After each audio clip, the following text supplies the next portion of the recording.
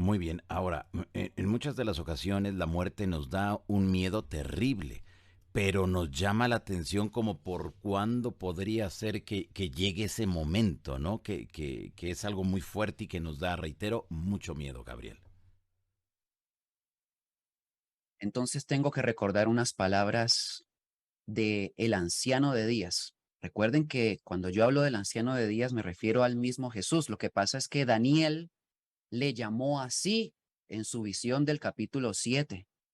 Dijo que en un trono había un anciano de Días que se sentó como juez, del cual procedía un río de fuego, y los libros fueron abiertos. Bueno, ese anciano de Días dijo estas palabras: yo no doy ni conduzco a la muerte a nadie.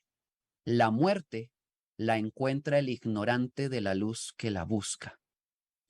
Esas palabras son muy, digamos, muy exactas, porque nos están diciendo que la muerte como tal no existe. Y si Él es el creador de la vida, pues ¿para qué se va a inventar la muerte? ¿Para que mate la vida que Él mismo creó? No tiene sentido.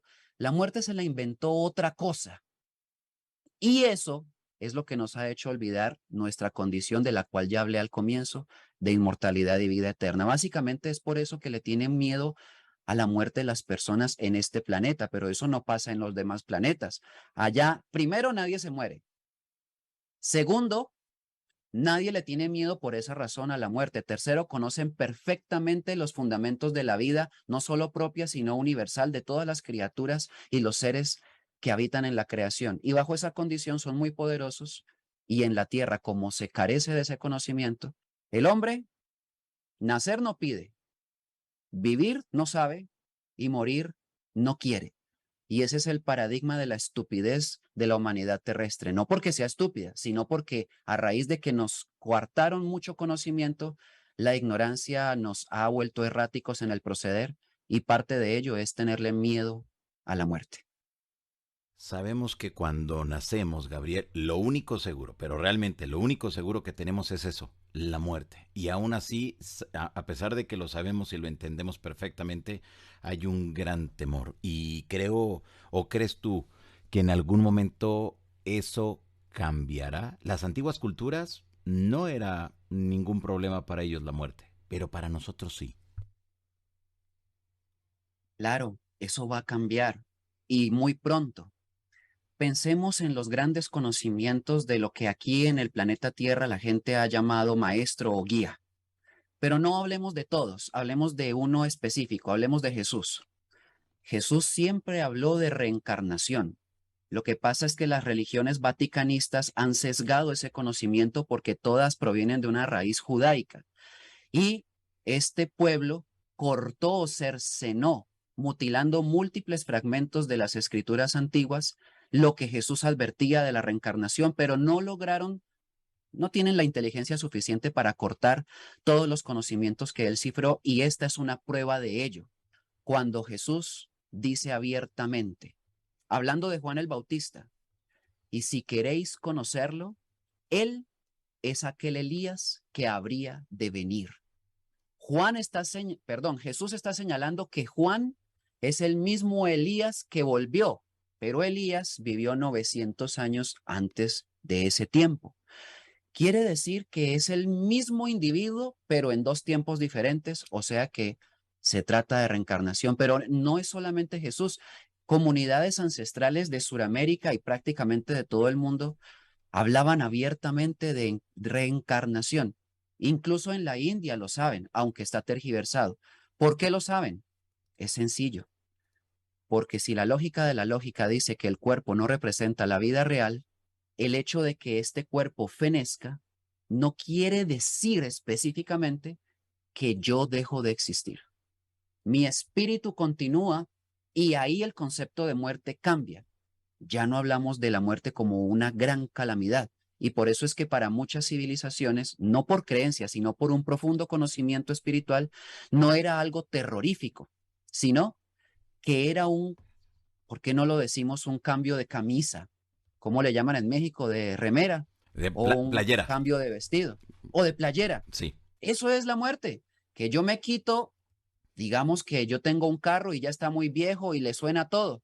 Bueno, yo puedo bajarme de ese carro y montarme en uno nuevo, pero el que lo sigue tripulando soy yo. Exactamente eso funciona con el espíritu. El espíritu soy yo y he tenido muchos cuerpos que, si miro hacia atrás en mis vidas pasadas, pues serán un montón de huesos hoy en día. Pero aquí estoy yo otra vez y eso es lo que enseñó Jesús y eso es lo que la gente va a recordar y ahí le perderá el miedo a la muerte. Ok, perfecto, muy bien. Ahora, Gabriel, mucho se habla, mucho se dice a lo largo de toda la historia sobre un futuro donde ocurrirán grandes cambios planetarios. En muchas de las ocasiones vemos que se aseguraría y se hace referencia a volcanes, a caída de grandes piedras que vienen del espacio exterior, a terremotos, en fin, muchas cosas que siempre nos han mantenido en vilo. A partir de este año 2022 hacia el futuro, ¿qué tantas profecías quizá hacen falta porque se lleguen a cumplir y que hagan referencia a esto? Francamente, son pocas. Parece que la gente piensa que no se van a cumplir porque solamente escuchando lo que he venido advirtiendo desde hace 4 años que surgí como niño nuevo, pues tal vez algunos digan, pero bueno, eso nada se ha cumplido. ¿Qué pasó con el cambio de eje planetario? ¿Qué pasó con la Tercera Guerra Mundial? ¿Qué pasó con el anticristo? ¿Qué pasó con esto y aquello? Pero es que yo tengo que decirlo de nuevo, no funciona como la gente piensa en su patrón cultural. ¿Qué no ven el mundo como está? ¿Qué no ven que los volcanes se están poniendo de acuerdo y las noticias no sacan eso por televisión? ¿Qué no ven que hay guerra en Ucrania y que Rusia, el oso dentro de la profecía, ya está cumpliendo con su parte cuando se dijo por Parravicini, por ejemplo, que Rusia juega con la guerra atómica sin saberlo y la estallará? Quiere decir que sí se está cumpliendo. Por lo tanto, esto no es un asunto de destrucción repentina. Esa destrucción repentina va a llegar repentinamente, y hago esa redundancia con la intención de hacerla, para las personas que nunca prestaron atención a estas advertencias. Para ellos va a ser repentino. Hoy están comiendo, bebiendo y bailando y mañana se acabó todo. Así funciona. Pero para quienes han venido comprendiendo cómo funciona este asunto de la profecía y que se trata de darle al hombre un tiempo de preparación, sí son apercibidos y se van dando cuenta que se está cumpliendo. En este momento la tierra está temblando más que antes. En este momento hay más movimientos volcánicos que antes. En este momento los elementos están supremamente enloquecidos. Hay olas de calor en Europa, allá en España y también en sectores aledaños, como nunca antes se vio, pero el 2022 comenzó con una tremendísima ola de frío en Estados Unidos. Y también con nieve en el desierto del Sahara. Eso cuando se había visto. Pero como, lo repito, no salen en, ¿cómo es que se llaman? En CNN y estas grandes cadenas, pues la gente no se da cuenta. En resumen, Johanna, las profecías se están cumpliendo sin ningún tipo de retraso. Y con relación a lo que me preguntas, infortunadamente, eso lo vamos a ver. Guerra y destrucción repentina a nivel geológico, pero también vamos a ver otra cosa, gente inteligente que se preparó para ello y anda dando la voz de alerta a los pocos que la pueden comprender y que esos pocos, a su vez, se convierten en la esperanza de muchos frente a esta situación. Claro, muy bien. Ahora, todo eso que se nos ha advertido desde hace mucho tiempo, ¿en realidad sucederá? Es decir, ¿ya está escrito todo o hay alguna manera para que no suceda? ¿Hay alguna manera para que nosotros en estos momentos podamos detener eso? Esa es una pregunta que es necesaria y es una inquietud compartida con muchísima gente que está investigando acerca de las profecías. Lo primero que se debe saber es que las profecías fueron otorgadas por hombres mensajeros que vinieron de otros mundos, cumpliendo con un legado o con un servicio o con un mandato, si se quiere entender de esa manera, de lo que aquí en la tierra llaman Dios, pero que para ellos no es un simple diosecito como cualquiera de los miles que hay en la tierra, sino un padre que ocupado por lo que está pasando aquí, pues envió esta voz de alerta. Eso es una profecía, es una advertencia, no es una sentencia, no realmente. Quiere decir esto que las profecías permiten al hombre un tiempo, un compás de espera que le permita al hombre rectificar sobre muchos errores en su proceder cotidiano y de esta manera prepararse para enfrentar un acontecimiento. Eso quiere decir que las profecías se otorgaron para concederle a la humanidad el don de ver el futuro, con la finalidad de que pueda sortear los acontecimientos y preservarse aunque estos sucedan. Quiero ser muy específico con esto que acabé de decir, porque muchos, por ejemplo, me preguntan si la Tercera Guerra Mundial se puede evitar. La respuesta es que se hubiese podido evitar si el hombre hubiese cambiado su proceder desde hace mucho tiempo. Ahora ya es tarde. Se hubiese podido evitar si a partir del final de la Segunda Guerra Mundial los gobiernos hubiesen entendido que eso es una estupidez gigantesca hacer una guerra y las poblaciones hubiesen comprendido que es una gran idiotez participar de ellas y tomar partido. Si eso hubiese pasado, hoy en día la civilización sería completamente desprovista del odio que conduce a la guerra y a la muerte, y estaríamos mucho más avanzados en inteligencia. Desafortunadamente eso no ocurrió. Después de la Segunda Guerra Mundial vino la Guerra Fría, que no es otra cosa que la lucha ideológica entre el capitalismo y el comunismo y sus países abanderados. Y la gente de esos países tomó partido en esa guerra. Ah, que gane Estados Unidos, no, que gane Rusia. Y estoy yo en Colombia votando por alguno de esos dos. Disculpen la expresión, pero esa es la estupidez a la que me refiero, en el sentido de que no tiene sentido. Otra vez, una redundancia necesaria. Ahí es donde es necesario responder. Las profecías son inevitables, no están hechas al punto en el que nos encontramos ya para que digamos, no podemos detener la Tercera Guerra Mundial si hablamos con el amable y súper hospitalario señor Vladimir Putin. Ese ser humano tan íntegro, tan lleno de valores humanísticos, seguramente me va a escuchar si yo le pido el favor de que no haga una guerra nuclear. Vamos, si eso fuera cierto, ya hubiese pasado. Él ni siquiera estaría haciendo submarinos como el que tiene y el que ventiló al mundo hace poco tiempo, el más grande del mundo, con torpedos que tienen ojivas de 20 megatones, capaces de destruir un país entero. Ahí tienen la noticia, lo acaban de ver. Entonces tenemos que ser realistas. Estos gobiernos van a conducir a la humanidad a una gran conflagración y eso será incluso su propia destrucción. Si hay personas que logren separarse de la división ideológica que eso significa, esos son los que van a poder evitar ese final catastrófico. La profecía funciona cuando se puede evitar el final catastrófico, pero para ellos no lo pueden evitar para los otros que no se dieron cuenta que era saltar a un abismo, participar de esa guerra. Ahí es donde la profecía tiene sentido, Johanan. Si tú y yo la podemos entender, tomamos medidas para no morir. Y ahí es donde pudimos cambiar el futuro para nosotros, no para la restante parte de la humanidad. Claro. Ahora, con las profecías, Gabriel, por lo regular llegan de repente, llegan desde esas otras realidades por englobarlo de alguna manera. Pero realmente de esas otras realidades o esos seres quienes las comparten con nosotros, ¿debemos de confiar en ellos o están mandando un algo para que nosotros creemos o creamos eso precisamente que ellos desean que suceda? Entonces, tengo que hacer una separación, porque profecía no es cualquier cosa.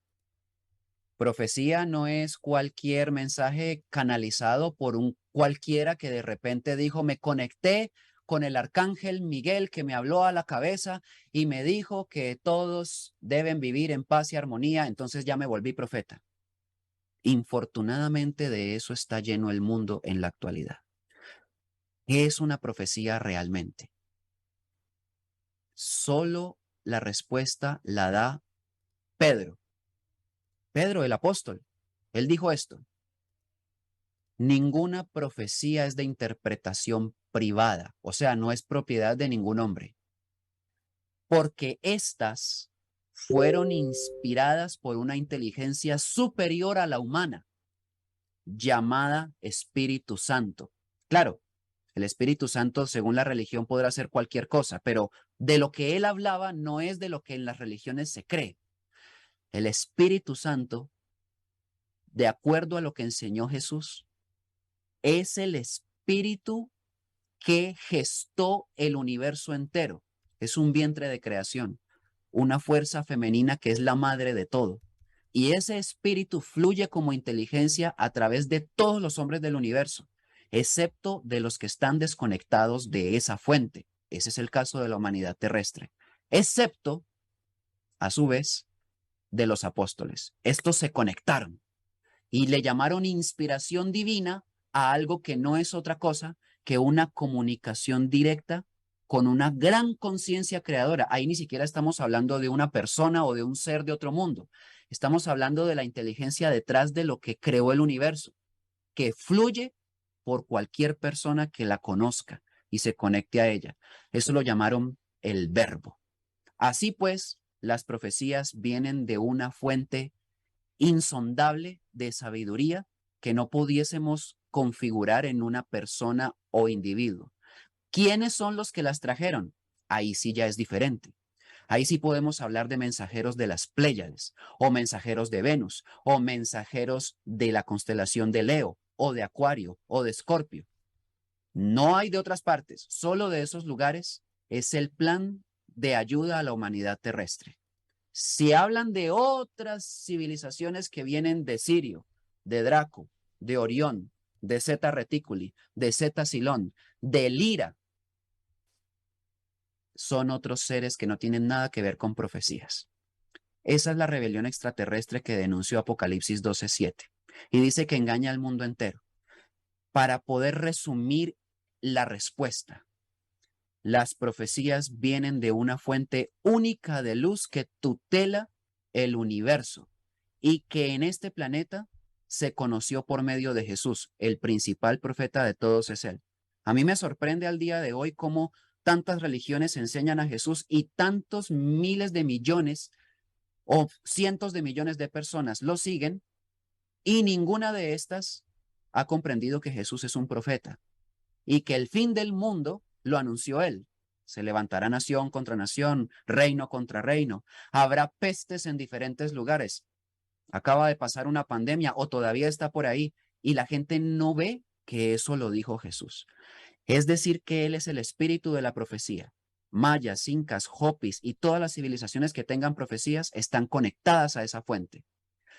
Bajo esa condición, cualquier otra fuente de profecías es falsa. Y las voy a mencionar.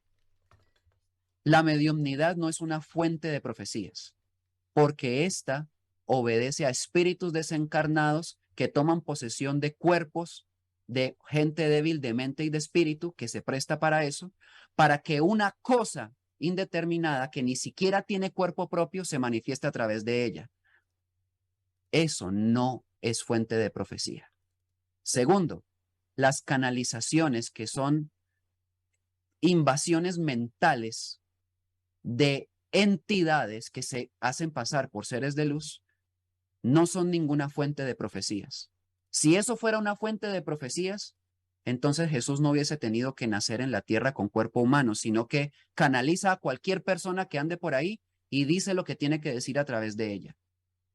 O Parravicini no hubiese tenido visiones, o Juan el apóstol tampoco, o ninguno de los profetas que tuvieron contacto directo. La gente que nos está escuchando debe tener en cuenta lo siguiente.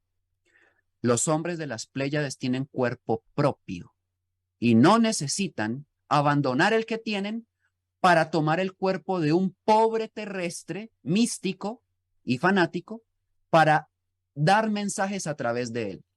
Eso es una violación rotunda y criminal del albedrío. Ellos nunca lo hacen. para eso vienen en sus propias naves. Y tienen el caso de Daniel. Daniel dice que él vio a Gabriel directamente, volando con presteza, y que le entregó la visión del final de los tiempos. ¿Cuál es el problema? Hablando cara a cara. Asimismo lo dijo Ezequiel, que tuvo un contacto extraterrestre. Asimismo sucedió con Pablo de Tarso, que fue cegado por una nave y le hablaron directamente y él lo escuchó. Una cosa es la telepatía y otra cosa es la canalización. Son muy diferentes. La telepatía transmite una visión por medio de imágenes y toca el corazón. No es ninguna vocecita que habla en la cabeza.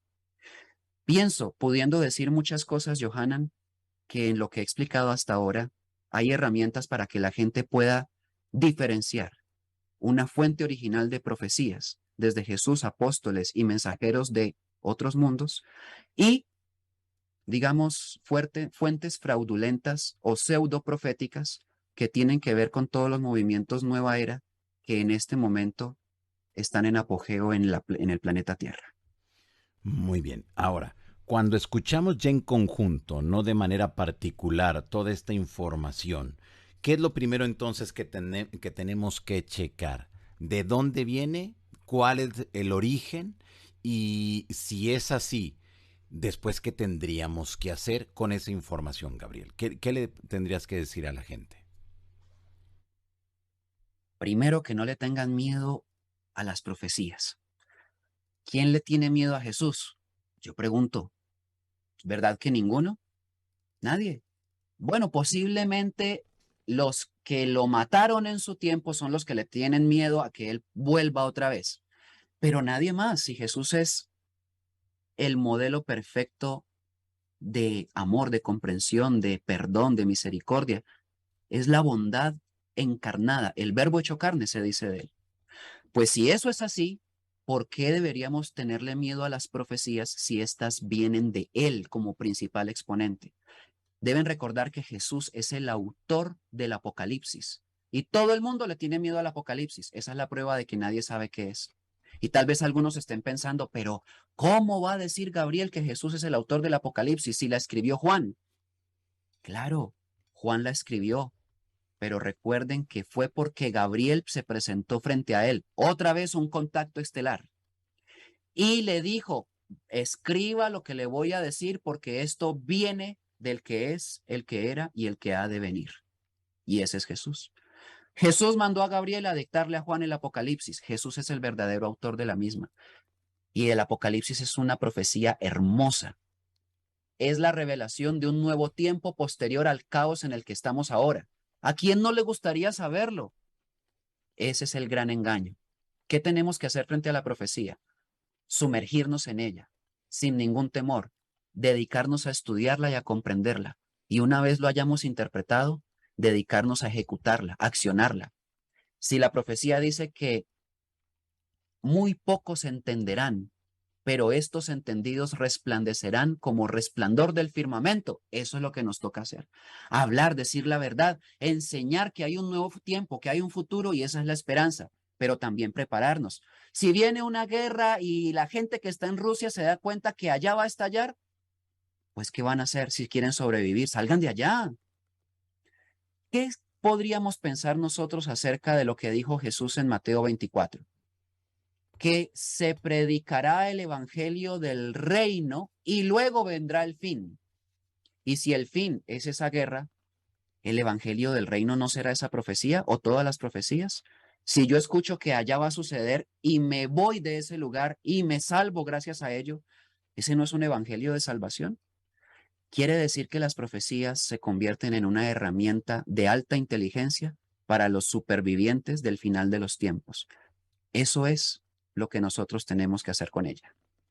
Perfecto. Todas hablan, o la mayoría de esas profecías, hablan de hechos catastróficos o también hablan de cosas bonitas, de cosas de esas de las que nos gusta escuchar. Entonces sigamos con el Apocalipsis para responder a esa pregunta, porque es la palabra que, si yo digo Apocalipsis, estoy seguro que a la gente le vienen a la mente imágenes de catástrofe, explosión, fin del mundo, se acabó la vida, cuando oyen Apocalipsis. Bueno, eso es mucho gracias a las religiones y a las películas de Hollywood. Pero la palabra apocalipsis en sí misma significa revelación. Es algo así como esto, Johanan. Yo tengo un tesoro muy, muy preciado y quiero legárselo a mi tataranieto. Entonces yo en mi casa lo entierro, pero dejo una notita. Y sé que al cabo de 3, 4 generaciones, ese hombre que es mi futuro tataranieto lo va a encontrar. Y yo lo deposité ahí para que él lo encontrara como una cápsula de tiempo. De manera que cuando él lo descubra, se convierta en una gran revelación para él todo el contenido que yo le legué en ese cofre. Eso es el Apocalipsis, una gran revelación que se muestra como un tesoro para las gentes de una última generación, no para la generación de hace 2000 años que fue dictada. La prueba está en que durante esos 2000 años el Apocalipsis no ha servido para nada, ha sido un libro muerto. Ahora es que sirve. Es la revelación de un nuevo cielo, una nueva tierra, porque el viejo pasó. Eso es lo que dice Jesús al final del Apocalipsis. Sí, claro, advierte sobre hechos catastróficos. ¿Cuándo una guerra no es catastrófica? A mí no me gusta la guerra, pero si la profecía advierte que va a ocurrir, ¿yo por qué negaría que esta va a suceder si la estoy viendo en este momento? Entonces hay que anunciarla para que sirva de algo esa profecía. Claro, advierte también de terremotos en diferentes lugares. Advierte también de la activación de la cadena volcánica del cinturón de fuego del Pacífico. Advierte también de un cambio de eje planetario. Advierte también del choque de un aerolito en un punto muy específico del planeta Tierra, por allá donde está Roma. Es donde dice el Apocalipsis que va a caer bajo un cifrado. Y advierte todo eso, pero también advierte otras cosas. Advierte que se levantará un nuevo hombre, que se ha acumulado para él la energía que mueve los mundos, que engendra hombres, mentes y conciencias, y que ese nuevo ser humano la podrá contener por dentro. Advierte que surgirá con un nuevo conocimiento, que dejará atrás todas las actitudes bárbaras del ayer, porque sabrá que todos los seres vivientes son portadores de luz y los respetará. Advierte también que el planeta Tierra será renovado y que el Padre Eterno permite que todas esas cosas ocurran. Ojo, permite, no las provoca. Las provocan otras fuerzas, pero Él permite que pasen para eliminar todo lo que nos sirve del planeta Tierra, depurarlo y dejar solamente la parte de la humanidad que se volvió crística. Y esa es la que va a heredar el nuevo tiempo, donde ya no habrá más guerra, ni catástrofes, ni ningún tipo de cosa oscura ni injusta de las que hoy se viven todos los días. Por lo tanto, yo pregunto, ¿será que ese nuevo tiempo no vale la pena luchar por él? O incluso les hago esta pregunta, si todo lo que anuncian a nivel catastrófico vemos que está sucediendo y estamos a puertas de una tercera guerra mundial y todo lo que se anunció, ¿no será que también es verdad todo lo bello, hermoso y justo de la profecía que viene después de ese tiempo? Bajo esa condición, la profecía deja de ser terrible, se convierte en una esperanza y en un aliciente para que las personas que la entiendan luchen por llegar a ese tiempo preparado para ellos. Ante esto entonces, Gabriel, ¿nos tenemos que preocupar o nos tenemos que ocupar para los tiempos venideros? Si no saben nada de profecías, preocúpense, porque no tendrán nada en qué ocuparse. Pero si las pueden comprender, entonces a trabajar se dijo. Y el trabajo es sencillo. Enseñen la verdad. Denuncien quiénes son los que manipulan y mueven los hilos del mundo, que la gente no los conoce y por eso es que le crea todo lo que escucha. Pero también enseñen la verdad de Dios, que no es ningún impostor del Antiguo Testamento que hace sacrificios y holocaustos, que no es un Dios de odio para dividir a las gentes, sino que es un Dios de amor y solo es uno, el mismo para todos los mundos, es el mismo para el planeta Tierra. Enséñenlo. Solamente quien tenga conocimiento de la verdad puede ocuparse, pero el que carezca de él morirá preocupándose porque no tendrá futuro. Muy bien, ahí está para toda la gente que te escucha en estos momentos, Gabriel. Muy bien. Ahora, mucho se habla, mucho se dice desde la década de los 50, 60, Gabriel, que llegarán grandes naves que se llevarán a miles o millones de personas de todo el planeta. Hay otras versiones que aseguran que son 144,000 solamente los elegidos. Otros aseguran que se van a otros planetas y los actuales empresarios quieren irse al planeta Marte. Es decir, que vemos que en cada generación hay como un fin del mundo y en cada generación hay como una solución a ese problema que tanto les preocupa. En este caso, nosotros, al 2022, en esta generación en la que nos tocó vivir, Gabriel, ¿qué tendríamos que hacer? ¿Qué tendríamos que pensar de eso? ¿Realmente hay una salvación? ¿Realmente hay algo que va a ocurrir de la noche a la mañana y me voy a salvar? No, esa salvación es hipotética y es la que se vende con indulgencias en las religiones desde hace miles de años. Pero la salvación predicada que ofrece reinos de los cielos a los millonarios que puedan comprarlo es absurda y es inútil y como tal es un engaño. ¿Qué se entiende por salvación? Porque, claro, al momento en el que Jesús lo dice, inmediatamente debemos comprender que es algo real, pero no, como lo acabé de decir, desde el punto de vista que se ha enseñado. Cuando hablamos de salvación, hablamos de supervivencia. Y la supervivencia es poder permanecer a pesar de que un montón de acontecimientos terribles para mucha gente sucedan en la tierra y que yo pueda supervivir, o sea, seguir viviendo. Pero más allá de, por eso no digo sobrevivir porque es diferente, más allá de continuar o seguir vivo, es que yo pueda entender los principios de la vida y comenzar a vivir de acuerdo a ellos.